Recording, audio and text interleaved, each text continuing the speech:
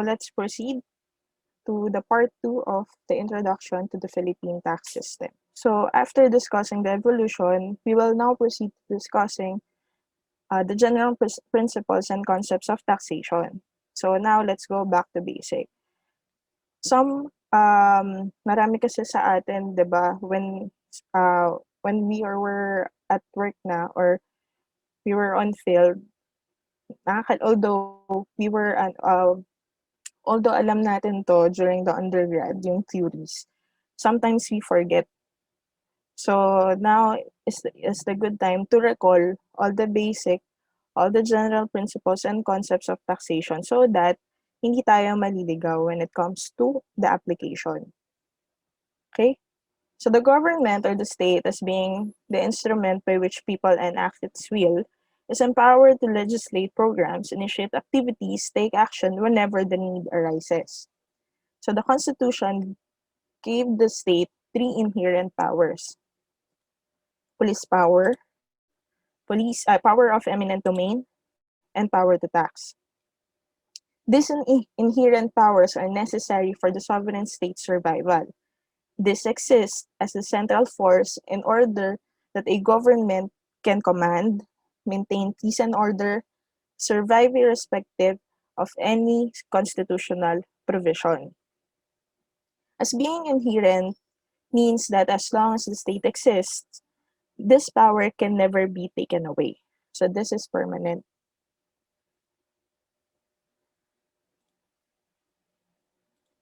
Police power is the power to protect the citizens, provide safety and promote public health, and of course, the general welfare of the public. The power of eminent domain is the power to take private properties with just compensation for public use. Power to tax is the power to enforce contributions to support the government and other inherent powers of the state.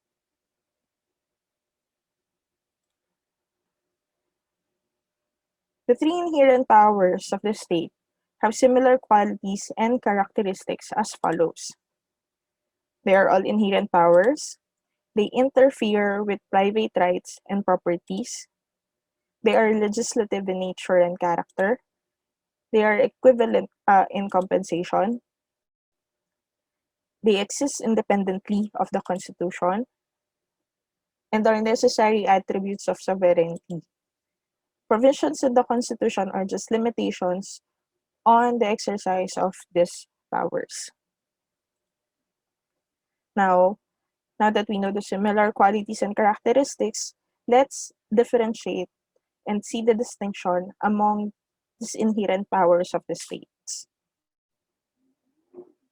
So as the concept, taxation is aimed to raise government funds, while police power is to make and implement laws for the general welfare, while eminent domain is to take private property for public use with just compensation. As to scope, taxation is plenary, comprehensive, and supreme. Police power is broader in application, general power to make and implement laws. And eminent domain is merely a power to take a private property for public use.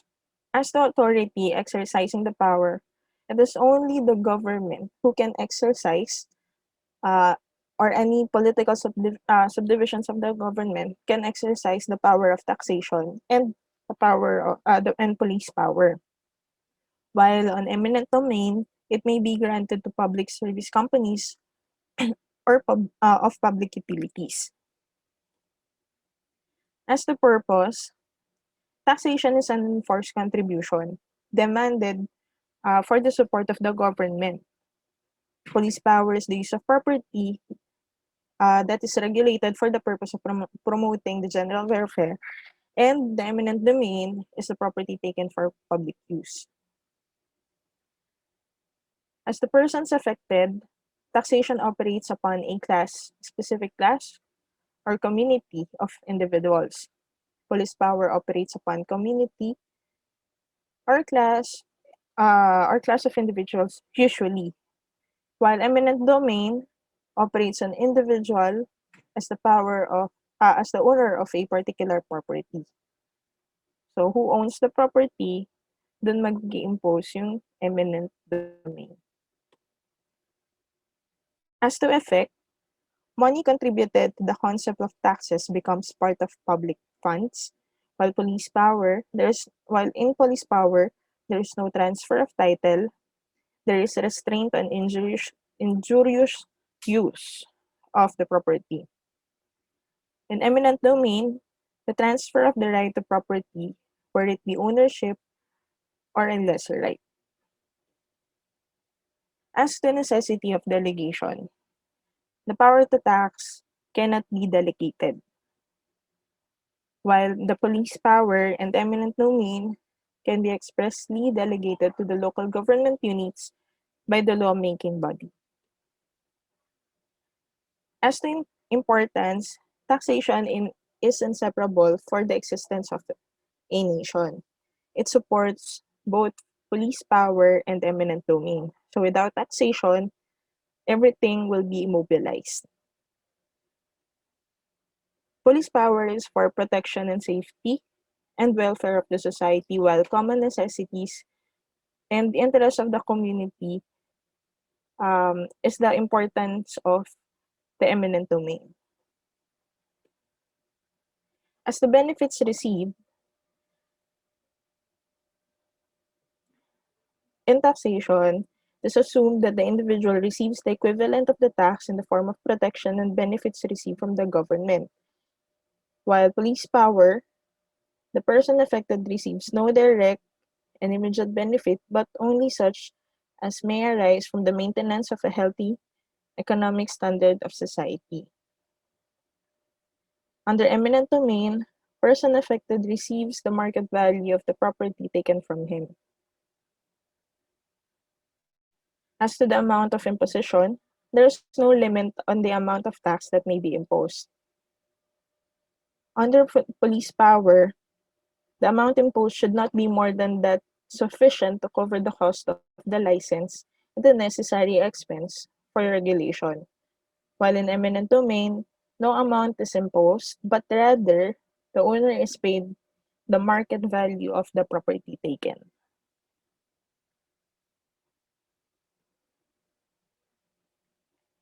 Relationship to the Constitution. Taxation is subject to certain constitutional limitations, while police power is relatively free from constitutional limitations and is superior to the impairment provisions. Eminent domain, on the other hand, is subject to certain constitutional limitations. For example, inferior to impairment of contracts clause. So the power to tax is a means by which the sovereign state, through its lawmaking body, demands for revenue in order to support its existence and carry out its legitimate objectives. So the power to tax involves power to destroy, so it must be exercised with caution. Among its nature are, it must be for public purpose. It is territorial in operation. The government is um, is exempt for tax purposes. It is subject to limitations, constitutional and inherent limitations, and it is the strongest among the inherent powers. Without the power to tax, the police power and power of eminent domain is paralyzed. Power to tax is essentially legislative in function. It is peculiarly and exclusively legislative and cannot be exercised by the executive or judicial branches of the government. Hence, only Congress can impose taxes. The power to tax reaches every trade or occupation, every objects of industry, and every species of possession. In case of failure to discharge, may be subject to seizure or confiscation of property. The inherent limitations of the power to tax should be for public purpose, non-delegation of the taxing power, exemption of the government, international committee, and limitation of territorial jurisdiction. So public purpose in taxation. This is one of the inherent limitations of the power to tax and is synonymous to government purpose. A tax must always be imposed for a public purpose, otherwise, it will be declared as invalid. The term public purpose has no fixed connotation. The essential point is that the purpose of the tax affects the inhabitants as a community and not merely as inhabitants. It has been said that the best test of rightful taxation is that the proceeds of the tax must be used, number one, for the support of the government and or some of the recognized objects of the government, or to promote the welfare of the community. Next, non-delegation of the taxing power. So power to tax cannot be delegated. The power of taxation being legislative, as discussed earlier, Congress cannot delegate such power. This limitation arises from the doctrine of separation of powers among the three branches of the government: executive, judicial, but this is subject to exceptions. So the first one is the delegation to the president. Congress may authorize by law the president authorize the president to fix within specified limits and subject to such limitations and restrictions as it may impose.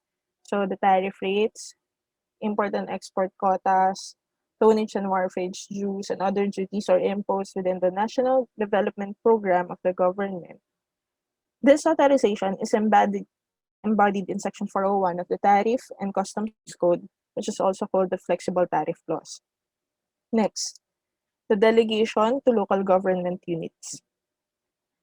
The power of local government units to impose taxes and fees is always subject to the limitations which Congress may provide, the former having no inherent power to tax. So the local government units have no inherent power to tax. Municipal corporations are mere creatures of Congress, which has the power to create and abolish municipal corporations. Congress, therefore, has power of control over local units. If Congress can grant to a municipal corporation the power to tax certain matters, it can also provide for exemptions and even to take back the power. Lastly, delegation to administrative agencies. So certain aspects of the taxing process that are not really legislative in nature are vested in administrative agencies. So in these cases, there really is no delegation. They only have the power to value property, the power to assess and collect taxes, the power to perform details of computation, appraisement, or adjustment, among others. So this is what the BIR is doing. The BIR is merely administrative in nature. Next, exemption of the government. What are the reasons for exempting government governmental entities? So, number one, government is already taxing government will be taxing itself to raise money for itself. So it does not make sense. So immunity is necessary for the government in order that the governmental functions will not be impeded or it will be expedited.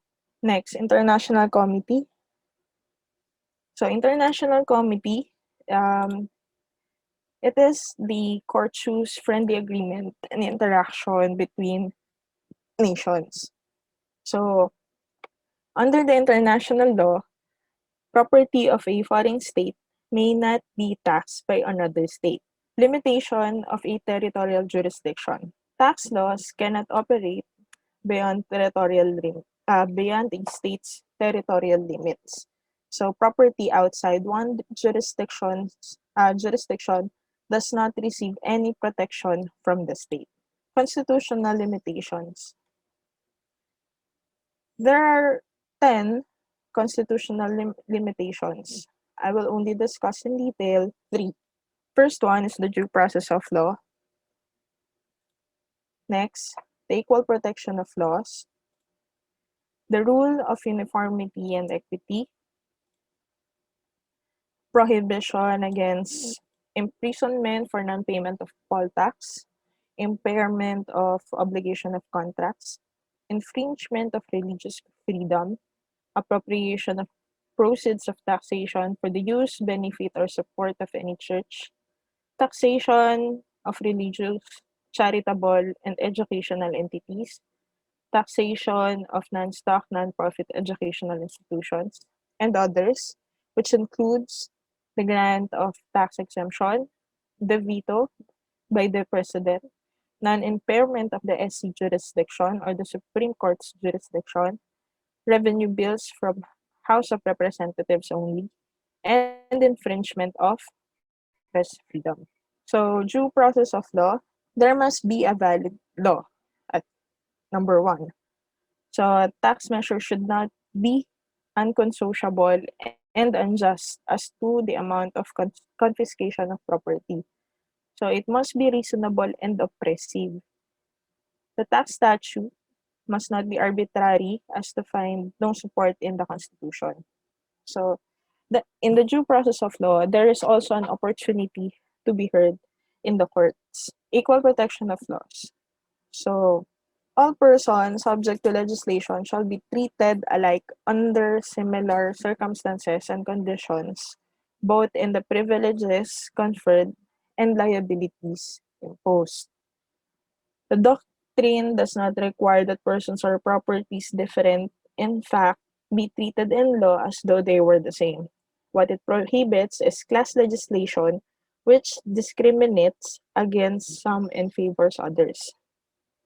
So as long as there are rational or reasonable grounds for doing so, Congress may group persons or properties to be taxed, and it is sufficient if all members of the same class are subject to the same rate and the tax is administered impartially upon them. So it must apply equally to all members of the same class.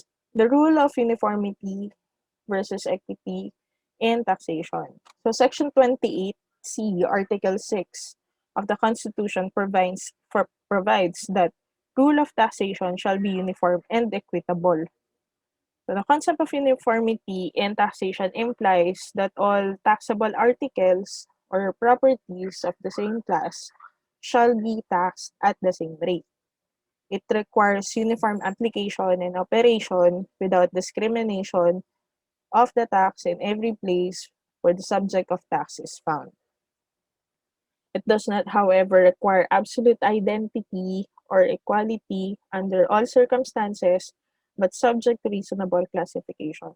The concept of equity in taxation requires that the apportionment of the tax burden be more or less just in the light of the taxpayer's ability to shoulder the tax burden, and if warranted, on the basis of the benefits received from the government. So, its cornerstone is the taxpayer's ability to pay. Prohibition against imprisonment for non-payment of poll tax. No person shall be imprisoned for the debt or non-payment of poll tax. So, kaya maraming may utang, maraming hindi nakukulong. So, the non-imprisonment rule applies to non-payment of poll tax, which is punishable only by surcharge, but not to other violations like falsification of community tax certificate and non-payment of other taxes. Prohibition against impairment of obligation of contracts. So, no law impairing the obligation of contracts shall be passed based on Section 10, Article 3 of the Constitution. The obligation of a contract is impaired when its terms or conditions are changed changed by law or by a party without the consent of the other, thereby weakening the position of the latter. So an example of impairment by law is when the when a later taxing statute revokes a tax exemption based on a contract.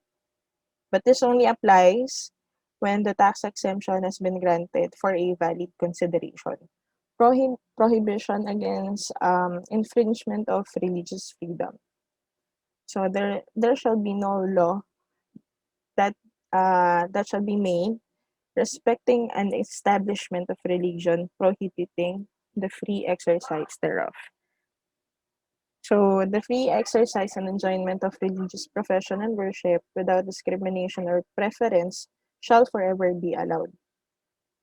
So the payment of license fees for the distribution and sale of Bibles suppresses the constitutional right of free exercise of religion. So the importance of taxation. Taxation is the process by which the government collects money from people to use for government purposes, from people in companies or corporations or businesses to use for government purposes such as health and wellness, education, livelihood, infrastructure, public safety, and security. The lifeblood theory constitutes the theory of taxation, which provides that the existence of government is a necessity, that government cannot continue without means to pay its expenses, and that for this means it has a right to compel its citizens and property within its limits to contribute. In Commissioner versus Alge, the Supreme Court said that the taxes are the lifeblood of the government and should be collected without unnecessary hindrance. They are what we pay for a civilized society. So without taxes, the government would be paralyzed for lack of motive power to activate and operate it. So no tax, if there is no tax, it immobilizes the government. So the government, for its part, is expected to respond in the form of tangible and intangible benefits intended to improve the lives of the people and enhance their moral material values. Benefit received principle. So this principle serves as the basis of taxation and is founded on the reciprocal duties of protection and support between the state and its inhabitants. It's also called symbiotic relation between the state and its citizens. In return for his contribution, the taxpayer receives the general advantages and protection which the government affords the taxpayer in his property. One is compensation or consideration, for the other, protection and support for protection and support for protection. However, it does not mean that only those who are able to and do pay taxes can enjoy the privileges and protection given to a citizen by the government. In fact, the contribution received, the government renders no special or commensurate benefit to any particular property or person. The only benefit to which the taxpayer is entitled is that derived from the enjoyment of the privilege of living in an organized society established and safeguarded by the devotion of taxes to public purpose. Purposes of taxation. There are three objectives in the exercise of taxing power: the revenue or fiscal, regulatory, and compensatory. So of the primary purpose of taxation on the part of the government is to provide funds and raise revenue. Under the non-revenue or regulatory, taxation may also be employed for the purposes of regulation and control. It can regulate inflation, economic or social stability, and establish social control. Under compensatory, taxation is a way of giving back the expected economic and social benefits due to the inhabitants. The situs of taxation. Literally, The situs of taxation means the place of taxation. It is the state or political unit which has the jurisdiction to impose a particular tax. As a general rule, the state has the power to impose tax only within its territorial jurisdiction. The determination of the situs of taxation depends on various factors, including the nature of the tax, subject matter of the tax, in essence, a person, property, an act, or an activity. The place of the excise, privilege, business, or occupation, residence, or citizenship of the taxpayer, source of the income, and possible protection and benefit that may accrue both to the government and the taxpayer. Situs of tax is imposed on different objects of taxation. On persons, taxation is based on residency, so regardless of its citizenship. On real and of tangible personal property, this is based on location of the property and not the residency of the owner. So if the location of one's property is in the Philippines, then it will be taxed in the Philippines upon sale, or upon transfer. Of intangible personal property. As a general rule, it is based on the domicile of the owner. So exceptions are when it is consistent with the express provisions of the statute and when the property has acquired a business situs and another jurisdiction. So one example of this case is a case of Wells Fargo versus the collector. So the facts in this case, the collection of inheritance taxes on shares of stocks issued by the Benguet Consolidated Mining Corporation and owned by Lilian I, an alien. So these shares were already subjected to inheritance taxes in California, but now they are being taxed by the Philippine authorities. So why? Since the actual situs of the shares of stock is in the Philippines and were in possession of the Secretary of Benguet, Lilian I extended extended her activities in the Philippines. So her intangible personal property she avails herself of the protection and benefits of the Philippine laws. Another example. So collector versus Dalara. So in here, the Supreme Court did not subject to estate and inheritance taxes the shares of the stock issued by Philippine corporations which were left by a non-resident alien after his death. Considering that he is a resident foreign country, his estate is entitled to exemption from inheritance tax on the intangible personal property found in the Philippines. So this exemption is granted to non-residents to reduce the burden of multiple taxation. This is an exemption to the decision of the Supreme Court in Wells Fargo versus Collector in our previous example. So basically, the difference between these two, um, as discussed earlier, for it not to be based on the domicile of the owner, for it to become taxable, as in the case of Wells Fargo, so the property has acquired a business situs in another jurisdiction. Yun yung reason niya. The business situs, the determinant of the business situs is where the shares of stock is. And where is the certificate, or where is the possession of the certificate? So that's why. Situs of income tax. So income tax is the situs of income tax has three theories: the domiciliary theory, nationality theory, and source law. So under the domiciliary theory, the location where the income earner resides is the situs of taxation. This is where he is given protection and he must support it. Nationality theory, ito naman, this is the country of citizenship is the situs of the taxation. So this is because a citizen is given protection by his country no matter where he is found and no matter where he earned his income. Lastly, the source law. The country which is the source of the income or where the activity that produced the income is the situs of taxation under the source law.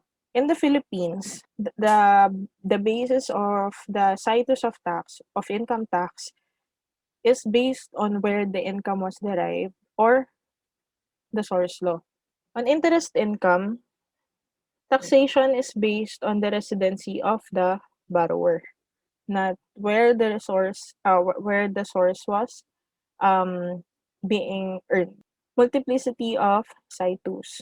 Multiplicity of situs happens when an income is taxed in different jurisdictions, in not just one, but more than one jurisdiction. Multiplicity of situs or the taxation of the same income or intangible subject in several taxing jurisdictions arises from various factors. The variance in the concept of domicile for tax purposes, multiple distinct relationships that may arise with respect to intangible personal property, or the use to which the property may have been devoted, all of which may receive the protection of the laws or jurisdictions other than the domicile of the owners. So what are the remedies to avoid or reduce the consequent burden in case of multiplicities of situs is either to provide exemptions or allowance of deduction or tax credit, and tax treaties with other states. Double taxation. So unlike in the United States Constitution, our Constitution does not prohibit double taxation. However, while it is not forbidden, it is something that is not favored. Such taxation should, whenever possible, be avoided or prevented. In addition, when there is or where there is direct double taxation, there may be violation of the constitutional precepts of equal protection and uniformity in taxation. So there are two kinds of double taxation. The first one is the income is being taxed twice under the same jurisdiction. This is the direct double taxation. While the income is taxed, but the income is taxed but is subject to different um different types of taxes under one jurisdiction. This is indirect. In order to constitute double taxation, the same property must be taxed twice when it should be taxed once. Both taxes must be imposed on the same property or subject matter. It must be for the same purpose para masabi nating double taxation yan. By the same state, government or taxing authority within the same jurisdiction or taxing district during the same taxing period and of the same kind or character of tax. So how to counteract indirect double taxation? So through tax exemptions, reciprocity clause or tax treaties, tax credits, tax exemptions, and allowance for deductions. There is no double taxation in these following cases. So here are some of the examples. Taxing corporate income and stockholders' dividends from the same corporation. The taxing of a corporation or the taxing of a corporate income tax is 30% and the tax holders' dividends is subject to um final tax naman.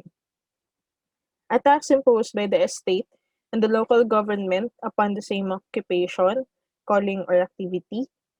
Real estate tax and income tax collected in the same real estate property, this for earning purposes. So if a real estate tax if is being leased, so there is an income being generated by that. So that is subject to income tax. So real estate tax is a different tax. Taxes are imposed on the taxpayer's final product and the storage of raw materials used in the production of the final product. So that those are the examples to which there is no double taxation. Now let's proceed to the nature of taxes. So taxes are the enforced proportional contributions from persons and property levied by the lawmaking body of the state by virtue of its sovereignty for the support of the government and all public needs. Its essential elements is composed of the following. So it is an enforced contribution. It is generally payable in money, proportionate in character. It is levied on person, property, or the exercise of right or privilege. Levied by the state which has jurisdiction over the subject or object of taxation. Levied by the lawmaking body of the state, and levied for public purpose. Tax is differentiated from other terms. So license fee is imposed for regulation, while tax is levied for revenue. It exercise license fee exercise is the exercise of police power, while tax is the exercise for the taxing power. So the amount necessary to the expenses of inspection and regulation is limited for license fee, whereas when it comes to tax, there is no limit. So for license fees, the right to exercise, there, it is a right to exercise privilege, while tax is imposed on persons and properties. Failure to pay the license fees make the business illegal, while failure to pay tax does not necessarily make the business illegal. So, legal pa rin siya. Special assessments. Special assessments are levied on land only. So, it is not a personal liability. It is based on benefits and exceptional both as a time and place. While tax is levied on persons and properties, it is a personal liability and based on necessity, not on benefits, and has general application. Toll. So, toll demand is a demand for proprietorship, while tax is a demand for sovereignty. So, toll is for the use of another's property, and the amount being imposed depends upon the cost of construction, construction or maintenance. It is imposed by government or private entities, while tax, it is for the support of government, and there is no limit as to the imposition of the amount. This was exercised or imposed by the government only. Tariff versus duties, which is another form of tax. Tariff is a book of rates drawn containing the name of merchandise with corresponding duties to be paid. Duties payable. This includes duties payable on goods imported or exported, and it is a system or principle of imposing duties. While duties are tax imposed on goods exported from or imported into a country. So tariff is broader in meaning, uh, while duties is specific to the tax being imposed. Penalty. So this is to regulate conduct, while tax is to generate revenue. Penalty can be imposed by government or private entities, while tax may be imposed by the government only. That is based on contract. It is assignable and may be paid in cash or in kind. while taxes based on laws, it cannot be it cannot generally be assigned, and it is usually paid in money. The subject or set off under debt is allowed, while for tax it is not. So non-payment of debt will not result to imprisonment. Same with tax, except for the poll tax. As discussed earlier, non-payment of the poll tax is not punishable by imprisonment. Um, the other violations like falsification of community tax certificate and non-payment of other taxes is punishable by imprisonment. That are also governed by ordinary periods of prescription, while taxes are governed only by special prescriptive periods that is under the National Internal Revenue Code. Debt draws interest when stipulated or when there is default. When it comes to tax, it does not draw interest except if the taxpayer is delinquent. Classification of taxes as the purpose. It is general, fiscal, or revenue tax, and special regulatory tax. General fiscal or revenue tax is imposed for raising public funds, while special or regulatory tax is imposed primarily for regulation and secondarily for public funds. As a subject matter or object, it could be classified as personal, poll or capitation tax, property tax, or excise tax.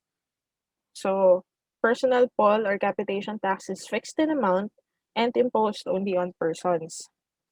Property tax, obviously, is imposed only on property, whether real or personal, and excise tax is imposed upon the performance of an act, enjoyment of privilege, or engagement in occupation. As to who bears the burden, it could be direct or indirect tax. Taxes could be direct or indirect. So, for direct tax, it is personal. So, it cannot be shifted to another taxpayer. Whereas, when it comes to indirect tax, the burden falls upon the ultimate purchaser or the consumer. So, basically, uh, this tax can be shifted to another. So, one example of this tax is the value added tax, wherein the seller imposes a 12% tax on each sale of goods and services, which was uh, transferred or shifted to the consumers. As to the scope of tax, it could be national or local. So, national is only imposed by the national government, while the local taxes are imposed by LGUs. As to the determination of amount, ad valorem tax or specific tax. Ad valorem tax is fixed proportion of the value of the property, and this requires assessment. Example, real properties are imposed with ad valorem tax. So specific tax, it is fixed amount imposed by the head or number or by some other standards of weight or measurement. So it does not require any assessment. So based on weight and measurement siya. As to gradation or rate, we have proportional tax, progressive or graduated tax, and regressive tax. Proportional tax is based on fixed percentage.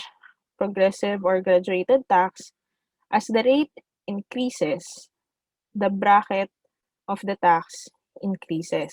So the digressive tax rate halts a particular the progressive or graduated tax halts at a particular stage, which is the digressive tax rate. So in the case of the Philippines, so for example, under the personal income tax, the graduated tax will start from 0 to 35%.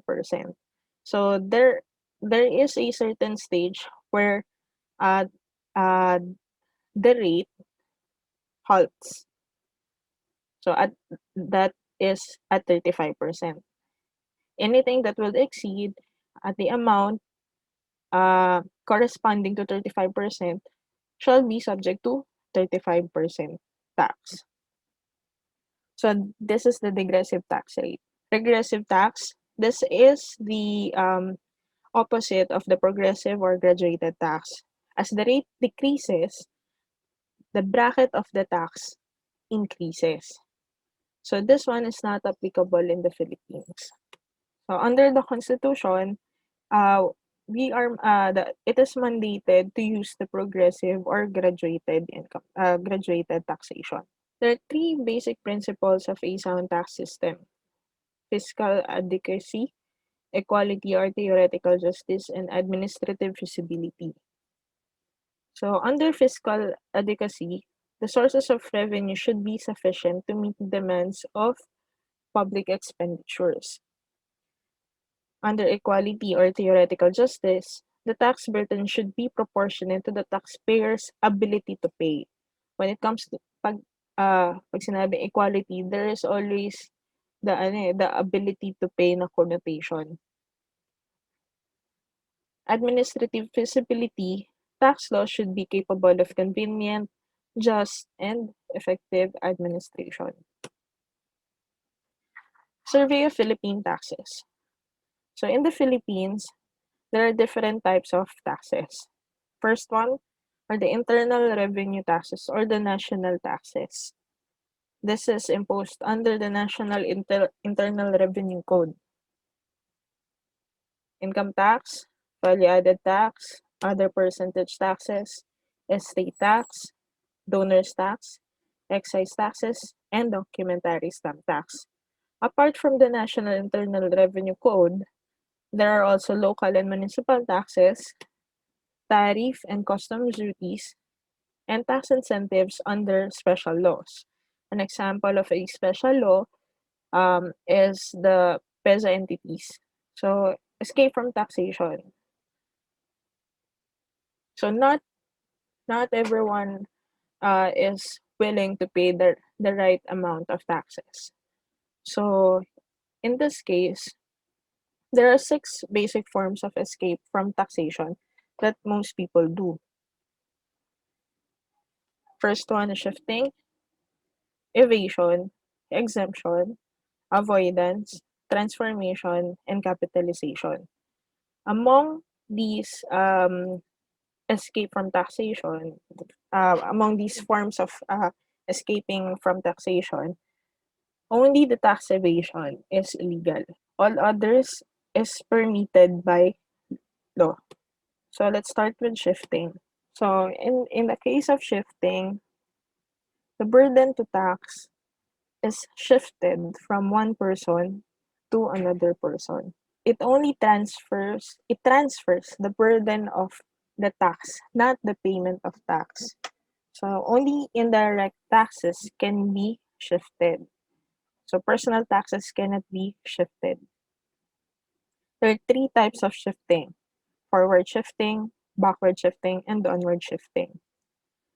For forward shifting, um, the manufacturer imposes tax or shifts tax on the wholesaler.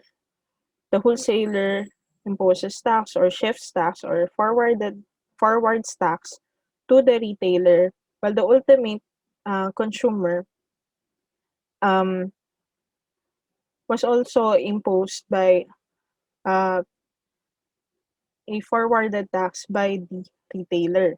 When the burden of the tax is transferred from a factor of production through factors of distribution until it finally settles on the ultimate purchaser or consumer, this is forward shifting. For backward shifting, it is when the burden of the tax is transferred from the consumer or purchaser through the factors of distribution to the factor of production.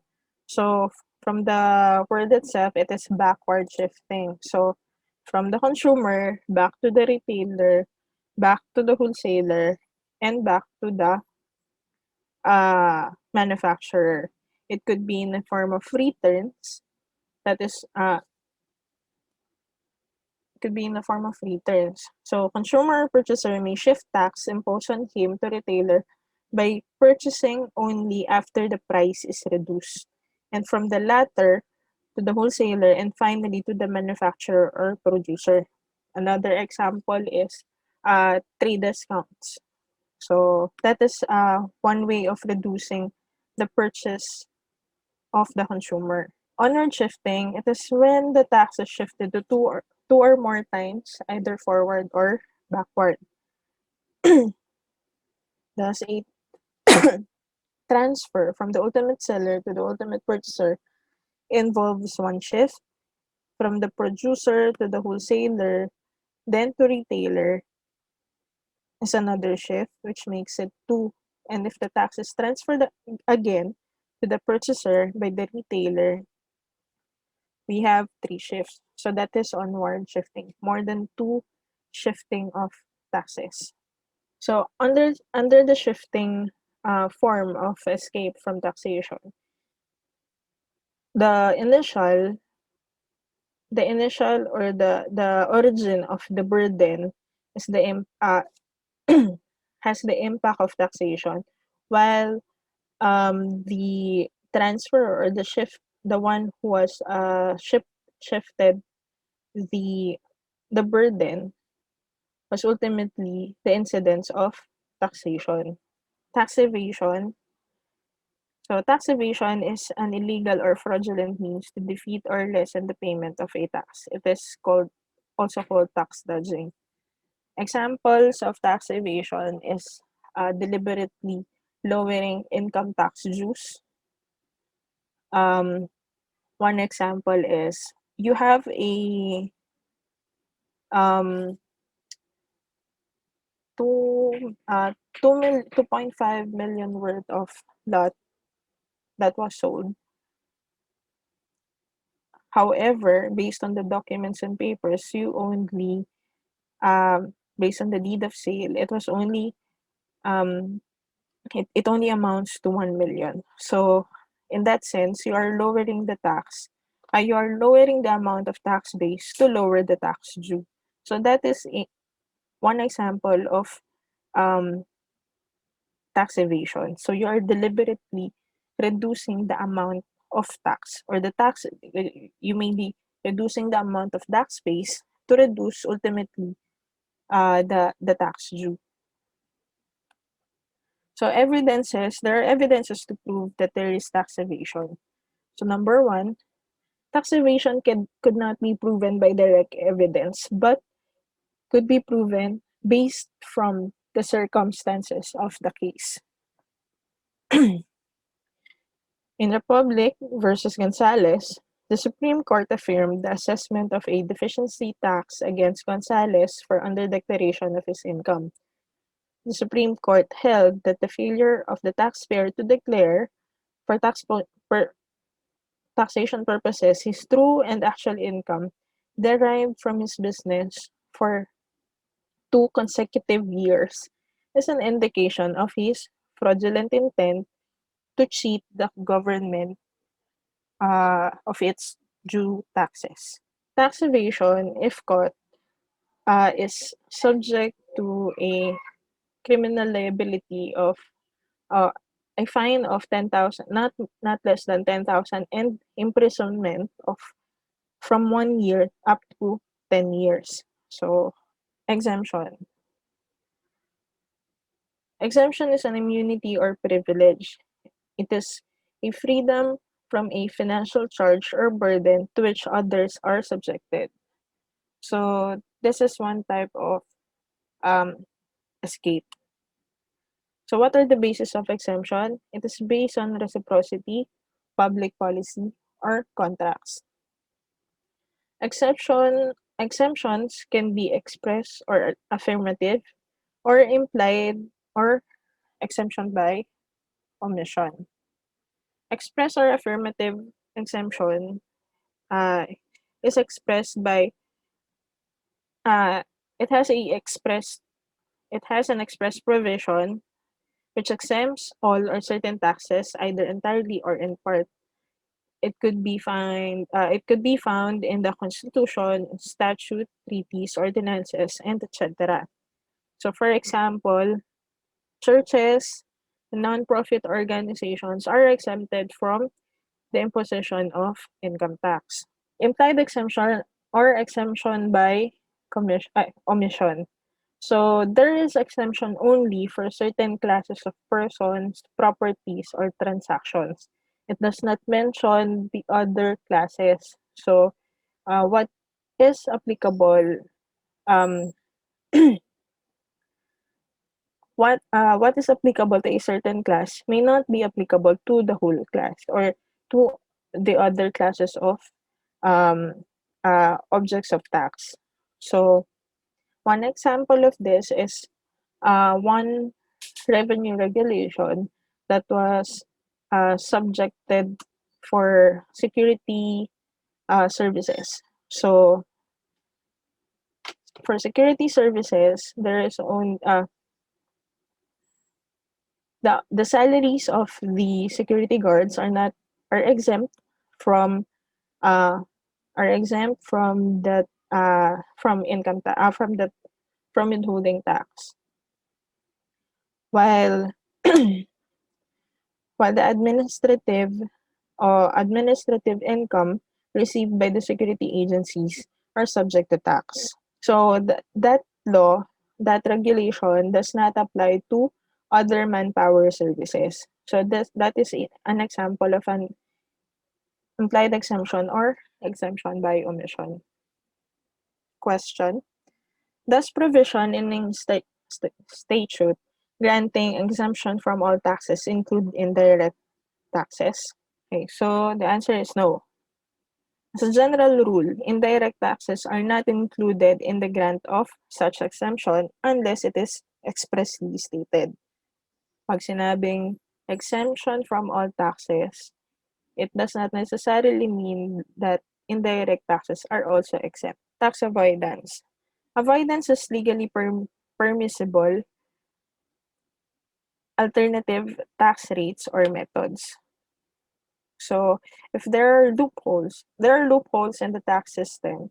Uh, this one is mostly used by some some taxpayers to uh, minimize minimize their payment of tax.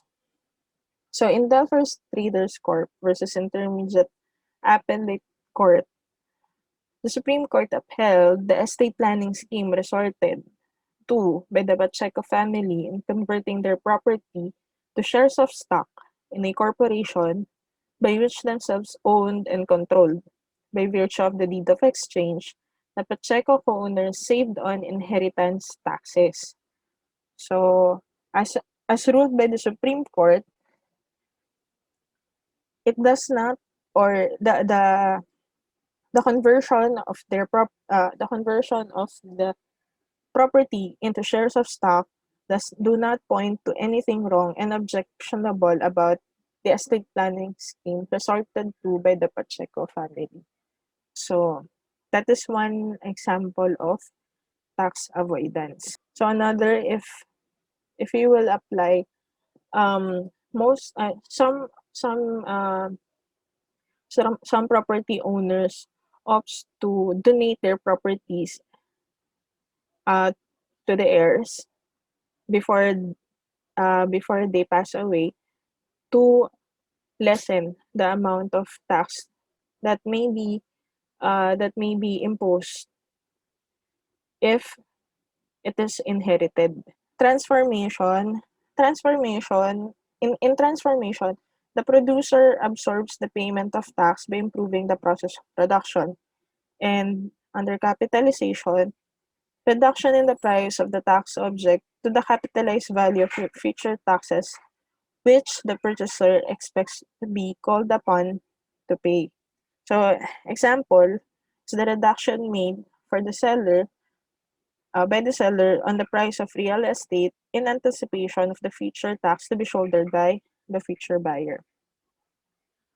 Sources, application, and interpretation of tax laws.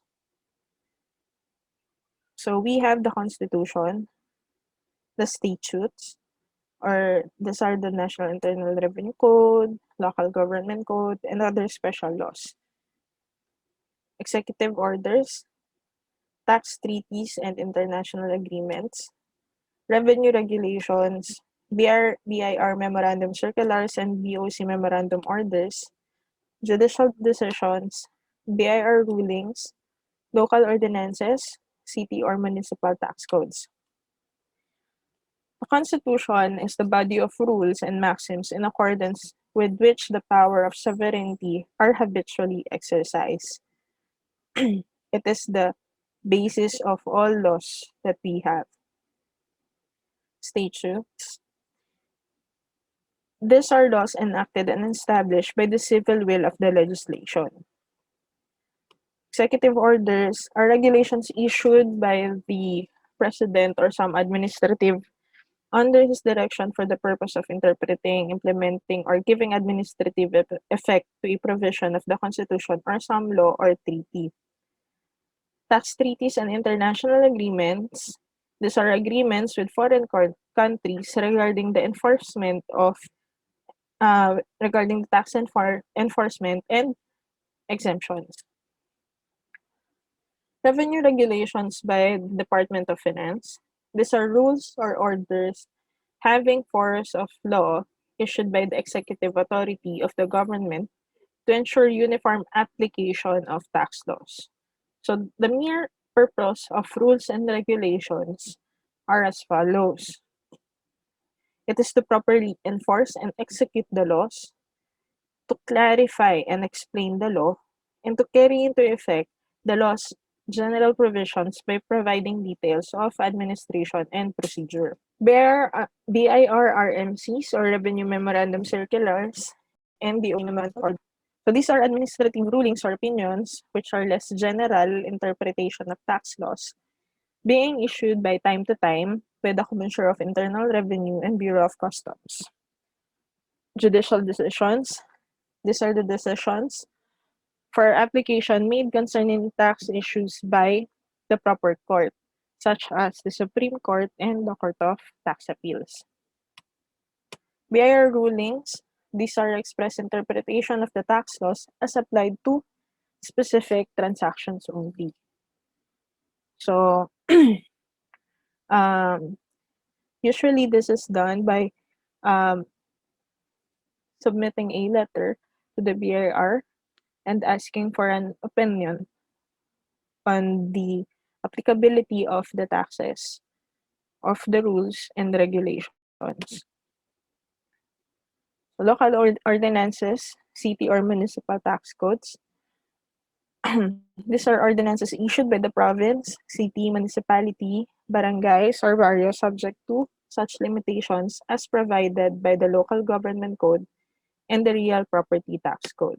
The sources and application and interpretation of tax laws. The nature of internal revenue laws is not political, it is civil and not penal, while the applicability in general is prospective in operation. The principle of prospectivity of tax laws means that a bill must only be applicable and operative after becoming a law. So, it rarely happens that a tax law will be applied retrospectively. Rules followed for the interpretation and application of tax laws. Tax statute must be enforced as written. The imposition of tax burden is not presumed. Doubts should be resolved liberally in favor of the taxpayer. The tax exemptions are strictly construed against the taxpayer, and tax laws are applied prospectively. Tax laws prevail over civil laws. Taxpayer suit. So it is effected through the court proceedings and could only be allowed if the act involves a direct and illegal disbursement of public funds derived from taxation. So a taxpayer can file a suit. So only if the act involves a direct and illegal disbursement of public funds. So, okay, so let's recap. So, under the evolution of Philippine taxation, we have determined or we have discovered how the taxes began and how it evolves since pre-colonial period up to the post-war period up to the present time. Under the general principles and concepts of taxation, we determine the inherent powers of the state, the power to tax, theory and basis, purpose and status of taxation, double taxation, nature and classification of taxes, the tax system and the applicable taxes in the Philippines, and escape from taxation, and sources and application and interpretation of the tax laws. So that ends my presentation for the first topic, which is the introduction to the Philippine tax system. Um, Thank you for listening.